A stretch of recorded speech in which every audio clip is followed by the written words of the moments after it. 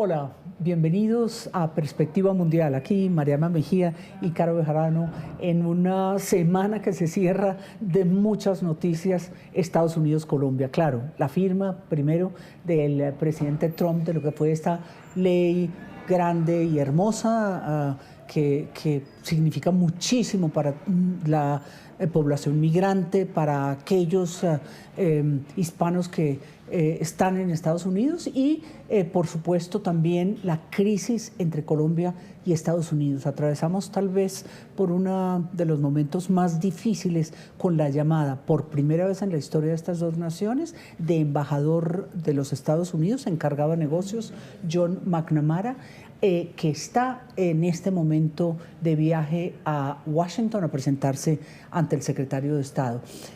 Bueno, con Caro Bejarano vamos a analizar esto y con un gran invitado, un internacionalista y un diplomático de raca mandraca, como decimos popularmente, Nicolás Lloreda. Caro, es un día como difícil para todos. Nicolás, bienvenido. Hola, doctora María Emma, un gusto estar aquí con usted. Muchas gracias por la invitación. Hola, Carolina. Buenas noches, Nicolás. Buenas noches, María Emma. Pues un día bastante histórico para las dos naciones, como lo decía María Emma en un principio, el megaproyecto de Trump y estas tensiones diplomáticas entre Colombia y Estados Unidos, que recordemos ya tuvo un episodio similar durante este año. Sí, esta crisis que la vemos desde aquí, Nicolás, queríamos preguntarle, es muy distinta la sensación en Colombia, por supuesto. Creemos que puede haber temas arancelarios, que el comercio se puede debilitar, que caímos como en una cierta desgracia frente a Estados Unidos después de un periodo que a usted le tocó muy bien. Nosotros tuvimos la crisis, la compartimos, esa crisis del proceso 8000 de hace ya 30 años, pero y pasamos como por una época dorada con Estados Unidos. Hoy, ¿cuál es nuestra situación Estados Unidos-Colombia? ¿Cómo lo evalúa usted con esa experiencia diplomática que tiene? Sí, bueno, lo primero es que en este momento no hay ningún país que pueda decir que tiene una época dorada, una relación fabulosa con los Estados Unidos, porque el presidente Trump es un nacionalista y es una persona que ha decidido por razones estratégicas y políticas enfrentar a sus aliados. Es decir, se ha peleado con Canadá, con Europa, porque su estilo es un estilo confrontacional. Él considera que así es como él hace más fuerte a Estados Unidos. Entonces, no estamos solos, Colombia no está solo en que Estados Unidos está reorganizando sus prioridades y el manejo con todos sus aliados. El primer ministro de Canadá y la presidenta de México, quizás los países más dependientes de los Estados Unidos desde el punto de vista comercial, se cuidan mucho en lo que dicen y permanentemente están tratando de no generar nada que pueda ser utilizado por el presidente Trump en contra de ellos. Entonces, todo el mundo occidental y el mundo cercano a los Estados Unidos está viviendo un realineamiento desde el 20 de enero mucho más fuerte que en el primer gobierno de Trump, donde había una cantidad de republicanos tradicionales que de alguna manera controlaban esos instintos nacionalistas del presidente Trump. Sí, a nosotros nos tocó pues desde enero, prácticamente recién posesionado el presidente, como hablábamos ahora, esa primera crisis entre nuestros países se resolvió rápidamente. El presidente Petro no es como un gran conciliador tampoco. ¿Chocarán estas dos fuerzas y de pronto vamos a entrar a figurar en el mapa del presidente Trump, o esto no llegamos ni a eso los colombianos, a diferencia de Canadá y México, como usted bien decía? Pues Carolina, tu compañera de mesa, la ex canciller María Emma Mejía, tuvo un trabajo muy importante y muy delicado cuando le tocó como canciller durante el gobierno Samper manejar una relación muy difícil con los Estados Unidos. Y lo traigo a colación porque es un gran ejemplo de que si al nivel técnico, los ministros y el gobierno está tratando de mantener viva la relación y fortalecerla en los temas que se puede fortalecer. Hay esperanza. Si el gobierno todo está siguiendo una línea de confrontación, pues es difícil ver cómo no vaya a haber confrontación. Pero para contestar la pregunta, en este momento, aquí en Estados Unidos, Colombia no es la prioridad es otras cosas, sobre todo es la ley que o está firmando en este momento el presidente Trump, que transforma completamente la economía americana en muchos aspectos, le da muchísimo dinero al Departamento de Homeland Security para que expulse a mucho más inmigrantes indocumentados y una serie de razones. Entonces, el tema de Colombia no está saliendo en ningún periódico, de verdad, ningún medio grande, importante en este país, en Estados Unidos, lo está cubriendo ahorita. Es un tema, pero sí tiene consecuencias, naturalmente, que el secretario de Estado de los Estados Unidos decida llamar a consultas al encargado de negocios. Es un mensaje. Uno llama a consultas cuando hay una desconfianza y hay una molestia con el país al que se le está pidiendo al embajador o a su mayor representante que se regrese. Claro, y ahí pedíamos a McNamara y al embajador Daniel García Peña, los dos que han sido llamados a consultas, claro. Nicolás, ¿usted cree que entonces esta es una tormenta más para nosotros? ¿Y de qué manera entonces podría mediarse en la primera crisis? La actual ex canciller ahora, Laura Sarabia, fue primordial para resolver en ese momento esa tensión que hubo. En este momento, ¿quién sería parte del gobierno o cómo el mismo presidente podría solucionar estas tensiones que prácticamente están en las esferas diplomáticas y que no ha llegado directamente el presidente Trump? Carolina, yo quiero aclarar una cosa. No estoy minimizando la gravedad de la crisis, pero igual que pasa en Canadá, igual que pasa en México, igual que pasa en Japón, cuando Estados Unidos, Trump o el secretario Rubio o alguien dice algo confrontacional, como el llamado a consultas, pues digamos que la reacción se genera sobre todo en ese país. Es decir, cuando atacó a Canadá, dijo que iba a anexar a Canadá, pues los canadienses se levantaron, la prensa canadiense no hablaba de otra cosa, y aquí en Estados Unidos hubo un par de noticias sobre eso. México, igual, la prensa mexicana completamente invadida, Trump dijo eso, etc. Y aquí, como es un país tan grande y que mira tanto a su ombligo, pues salvo la guerra en Irán, el tema de Israel, los temas internacionales, digamos que son de alguna forma secundarios y no llenan la prensa, pero eso no quiere decir que la situación no sea grave. Para contestarle su pregunta,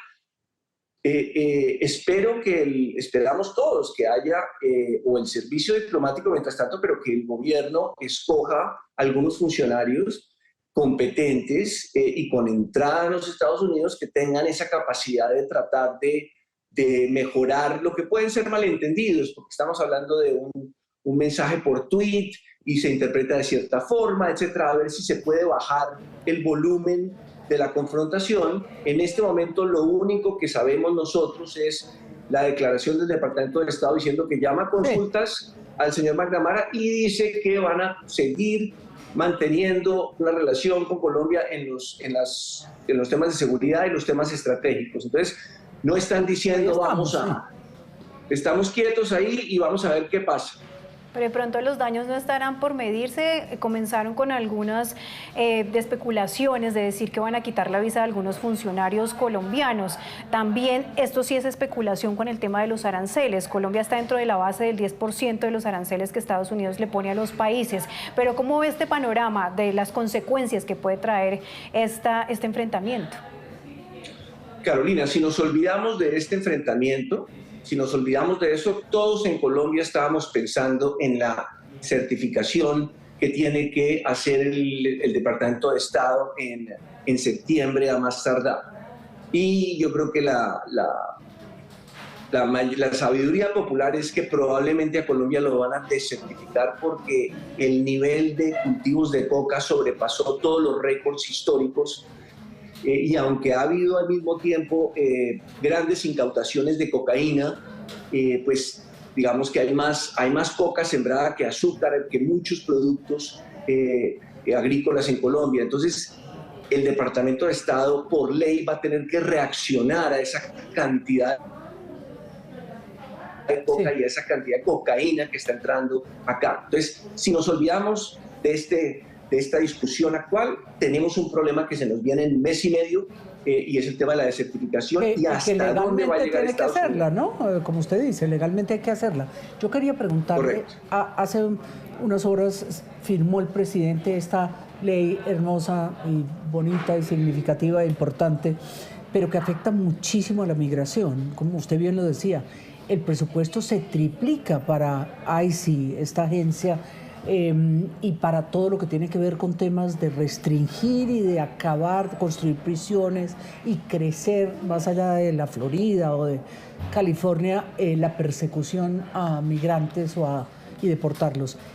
¿Cómo nos afecta? ¿Cómo nos afecta esta ley en general? Usted que la conoce bien. Sí.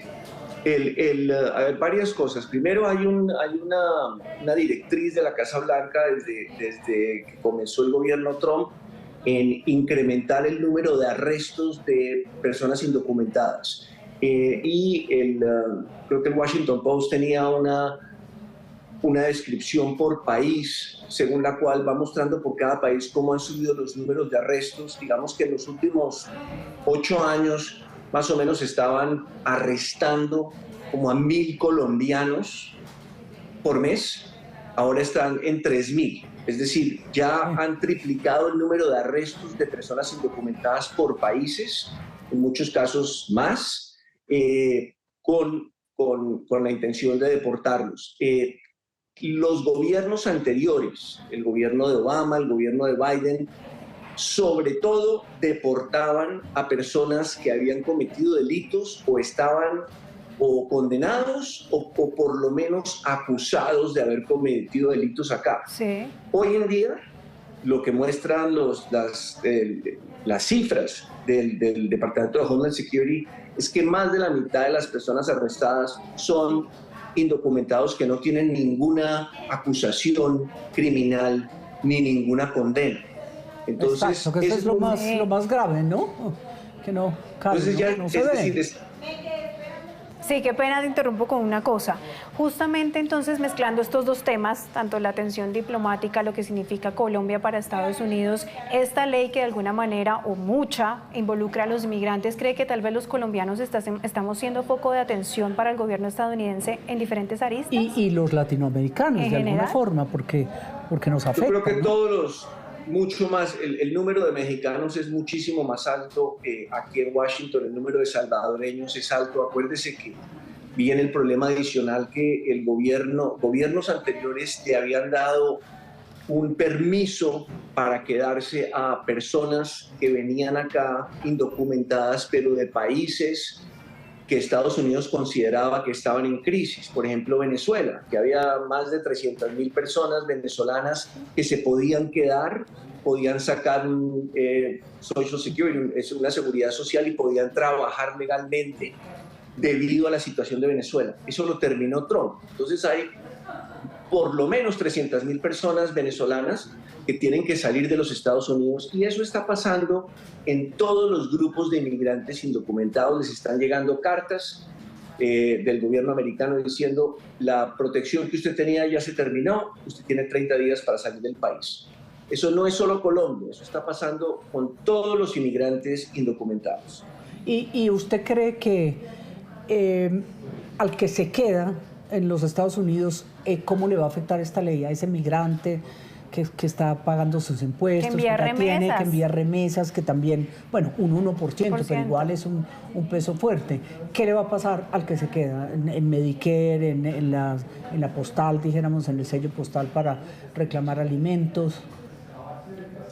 Claro, digamos, ahí ya viene una discusión que depende mucho de cada estado. Por un lado, estas personas, al perder la protección legal que tenían, pues en cualquier momento, si los arrestan, pues los van a llevar a un centro, y después de un tiempo los van a deportar. como están arrestando tanta gente y no tienen espacio, están construyendo nuevos centros de retención. Ahora voy a hablar de Alcatraz en Florida, que están haciendo en un sitio. Hay dos empresas muy grandes de seguridad que se están ganando todo el dinero en este momento porque son las que están construyendo estas grandes prisiones para los indocumentados. Y lo que está detrás de todo esto es generar mucho miedo, generar miedo para que la gente se vaya, se retire. ¿Cómo nos va a afectar? Estamos hablando de 15 millones de indocumentados, muchos que tienen hijos acá, casa, carro, que llevan 10, 15, 20, 30 años viviendo acá. Entonces, ¿cómo van a reaccionar? Van a reaccionar, algunos se quedarán, algunos se irán, todos van a estar más asustados, pero hay estados que los estados demócratas, donde de alguna manera los tratan un poco mejor, tratarán de darles algunas ayudas. Pero van a estar en una situación bien compleja. Yo no sé, Caro, el tema arancelario. ¿Hay chances de pronto de que usted, que tiene tanta experiencia en comercio, chances de que eso suba más allá del 10 que usted mencionaba, En Carolina? Colombia, sí, que estamos en los países que tienen de base el 10%. Recordemos que varios países asiáticos superan esto, incluso la Unión Europea también, y han llegado a acuerdos con Trump, porque si algo ha tenido Trump es que sí cumple lo que dice, pero de alguna manera abre ese canal de comunicación para negociar. Con Colombia, ¿cómo sería el tema de los aranceles? ¿Podría subir este 10%?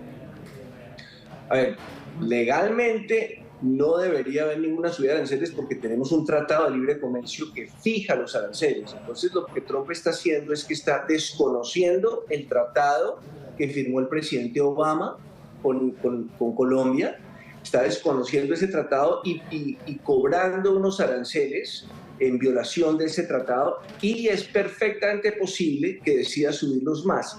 Como Estados Unidos tiene un superávit, es decir, nos vende mucho más productos de los que nosotros le vendemos a los Estados Unidos, entonces pues no es una prioridad de la oficina del representante comercial. La prioridad es China, por el gran déficit que tiene Estados Unidos.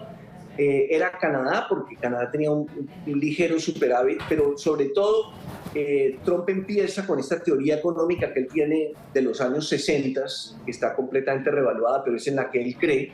Él empieza con los países con los que Estados Unidos tiene un déficit comercial, que no es el caso de Colombia. Pero como la situación política es tan delicada entre Colombia y Estados Unidos, es perfectamente posible que suban los aranceles. También es posible que el presidente Trump sea aconsejado de que va a afectar al sector privado, que mejor no toque y deje a Colombia con ese arancel y tome otro tipo de sanciones hasta las próximas elecciones. La verdad, el que le diga que sabe la respuesta, pues está inventando, porque Trump es muy impredecible, y él precisamente goza es de eso, de siempre hacer lo que la gente no está esperando. Entonces todo es posible. Y en su opinión, sabemos que esto es muy impredecible, como lo ha dicho. Estados Unidos ha dicho de alguna manera a Colombia o a Petro directamente que se retracte por lo dicho y por ocasionar este choque entre los diplomáticos. ¿Cuál sería entonces, además de esta, digamos, retractación que tiene que hacer el gobierno, que debe hacer adicional el gobierno colombiano para limar estas asperezas, la segunda del año con el gobierno de Trump? Claro, digamos que la primera fue a nivel de los dos presidentes y de alguna forma el gobierno de Colombia reculó, se echó para atrás porque vio la amenaza tan grave que se venía. Ahora este último rifirrafe es con el secretario de Estado y habrá que ver si el gobierno colombiano quiere aclarar de alguna forma un posible malentendido para bajarle el nivel a la confrontación. Si eso se da, si hay una serie de mensajes, de acercamientos del gobierno de Colombia diciendo, oye, esto no, tal vez se malinterpretó mal, pero lo que queríamos decir era esto, etcétera, se puede bajar el nivel de esto. Pero si se llega ya al nivel del presidente Trump, al presidente Trump lo que le gusta es sentir que él ganó. Lo que acaba de pasar con Canadá esta semana, con el tema de los impuestos a las plataformas americanas, que lo había aprobado el Parlamento de Canadá, para que Netflix y todas las plataformas americanas que prestan servicios en Canadá paguen un impuesto. y Trump dijo que suspendía las conversaciones comerciales con Canadá, obligando al primer ministro a suspender el impuesto. Entonces, estamos viendo países todos reaccionando de alguna forma para poder seguir conversando con el presidente Trump. Pues estamos aquí con Nicolás Lloreda, un internacionalista y un diplomático de mucha monta. El tema de no tener un embajador de Estados Unidos en propiedad, mucho se ha especulado en Colombia que eso tampoco nos ayuda. Siempre hay un encargado, llevamos varios años, o que es inclusive interino. ¿Qué pasa con el Congreso? Ni siquiera figuramos en la lista como de proponer a alguien y que pueda pasar las audiencias en el Congreso para que tengamos un verdadero embajador cuando se supere esta crisis. ¿O usted cree que lo van a dejar pasar estos 8 meses así hasta el nuevo presidente de Colombia? Sí, es una muy buena pregunta, pero yo creo que eso es más culpa de Estados Unidos que de Colombia, porque es que no es solo Colombia, es que hay una disfuncionalidad en el Senado de los Estados Unidos, porque los embajadores tienen que ser confirmados por el Senado y simplemente hay tantas personas para confirmar y hay tan poco tiempo, pues debido a las leyes, etcétera, que si no hay acuerdo con que un solo senador de 100 diga no estoy de acuerdo, lo puede parar. Entonces, en el caso de Colombia solo se necesita que, y es lo que ha pasado en estos últimos años, me mandan personas muy bien capacitadas, personas de la carrera diplomática americana con una gran experiencia, y esas personas, digamos que el presidente Obama o el presidente Biden los propone, y con que un republicano diga no me gusta porque él está de acuerdo con que Estados Unidos financie esta cosa, entonces lo bloquea. Entonces es muy grave. Colombia casi siempre ha tenido embajadores norteamericanos de la carrera diplomática que se saben mover dentro de la carrera diplomática y eso ayuda mucho.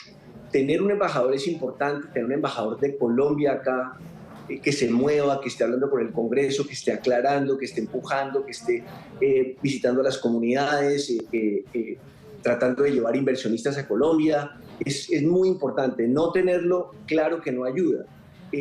Pero yo creo que el que no tengamos un embajador de los Estados Unidos es un problema que lleva muchos años por ese conflicto que hay y por la forma en que tienen que ser, como que un solo senador lo bloquee, pues no es tan importante Colombia. Para el Senado dicen, bueno, mandemos una persona que así no sea embajador de carrera, o sea, no sea embajador en propiedad, y con eso manejamos el tema. Nicolás, si usted cree que de alguna manera esto es una afrenta directa con el secretario de Estado Marco Rubio, teniendo en cuenta que es un gran conocedor de nuestro país, que es latino, pero que está al frente, por supuesto, de un gran cargo en Estados Unidos y que ha criticado antes en sus cargos anteriores cómo se manejan las cosas aquí en Colombia? Y ahí tenemos los halcones, ¿no? La señora Salazar y otros también, Bernie Moreno, que son colombianos, de origen colombiano y que están es difícil, ¿no? En el Congreso.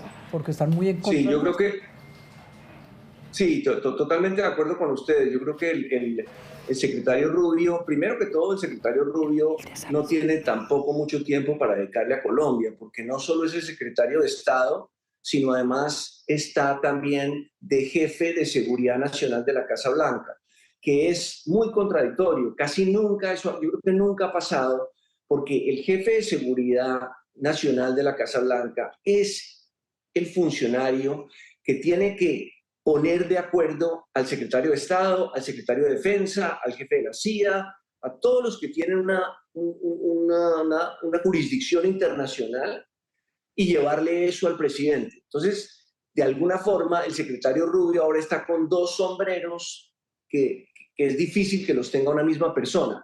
Y pues hay bastantes problemas en el mundo con el tema de Irán, el tema de Gaza. Entonces, él conoce, es una persona que estuvo 8 años en el Comité de Relaciones y conoce muy bien la situación, pero el secretario Rubio ha tenido el secretario Rubio era muy crítico de Trump. El secretario Rubio no hay sino que entrar a YouTube y ver cómo pues, hizo una voltereta y empezó a hablar maravillas de Trump después de haberlo criticado durante muchos años. Yo creo que él ahora está tan lleno de tantas cosas a nivel mundial que Colombia no es una prioridad. Seguramente le dijeron, están insinuando que usted tiene algo que ver con un golpe de Estado, y la reacción fue, pues, llamamos a consultas porque yo no, o sea, no me gusta que insinúen esas cosas. Yo creo que es por ahí.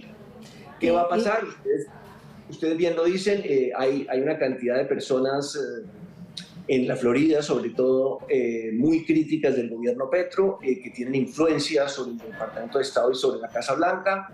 Entonces, sí, yo creo que los 11 meses o el año que le queda al presidente Petro, salvo que el presidente Petro cambie de tono con Estados Unidos, va a ser complejo.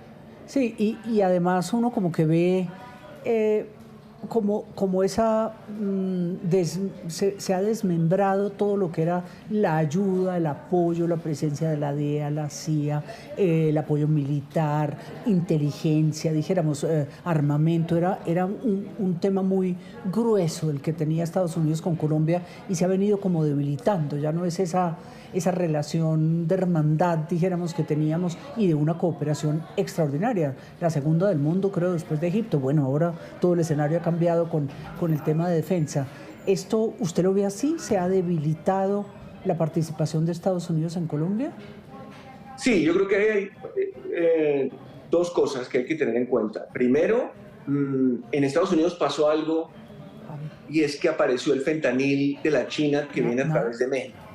Y el fentanil se volvió el tema, esa es la droga que está matando a americanos, no es la cocaína. Entonces la cocaína, pues claro, para la DEA sigue siendo muy importante, para ciertos grupos americanos sigue siendo muy importante, pero la cocaína ya no es lo que era durante Pablo Escobar, durante los 80, durante los 90.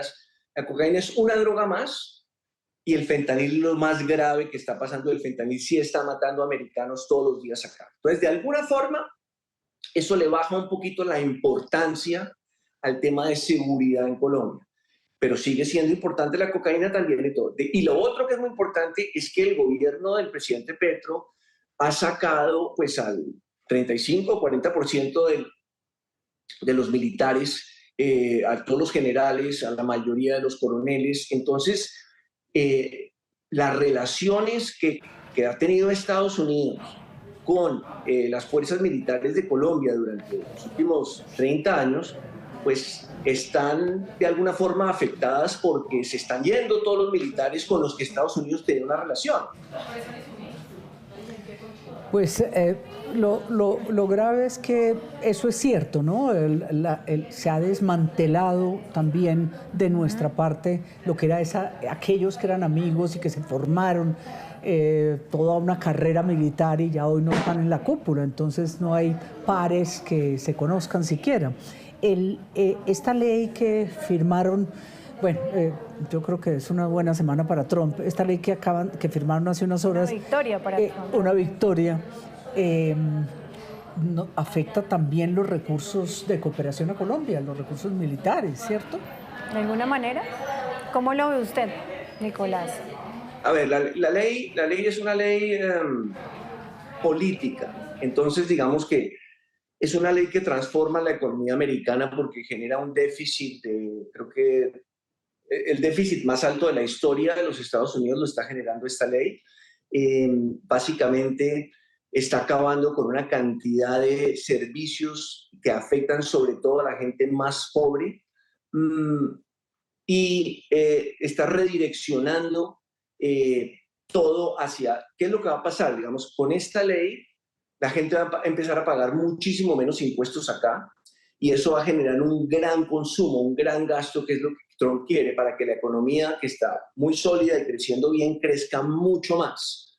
Pero al mismo tiempo él está haciendo en esa misma ley un impulso muy grande para deportar a toda esta gente, a todos estos trabajadores indocumentados, que Estados Unidos tiene un desempleo del 3%. Entonces, digamos que no ve uno fácil que el norteamericano, si se van los mexicanos y los colombianos, es el que empiece a limpiar los baños, y es el que empiece a recoger la basura, y es el que empiece a hacer todos esos trabajos que el americano no quiere hacer, a menos que le paguen mucho más de lo que le están pagando a los indocumentados. Entonces, sí, esta ley va a tener muchos efectos. El primer efecto de esta ley va a ser un crecimiento de la inflación y una economía con mucho consumo, y después va a venir un déficit muy grande, que es la respuesta de la derecha republicana a lo que hizo Obama con la crisis del año 2008. Es decir, vamos a dejar las finanzas en una situación tan compleja que vamos a tener que todos ponernos de acuerdo, y si subimos los impuestos de los ricos, pues también vamos a bajarlo, todos los beneficios, Social Security, Medicare, Medicaid, que tienen digamos, las personas más pobres en este país. Pues qué panorama, ¿no? Cerramos una semana con ley hermosa y con una gran victoria para el presidente, logró sacar los votos que necesitaba y con una crisis muy profunda desde el punto de vista de las relaciones colombo-americanas. Nicolás Lloreda, muchas gracias por acompañarnos, Caro, ¿no? Por darnos luces en este tema, que es muy importante la visión de usted, que está allá en Estados Unidos y que ve de primera mano cómo nos perciben a nosotros y la relación directa con los gobiernos.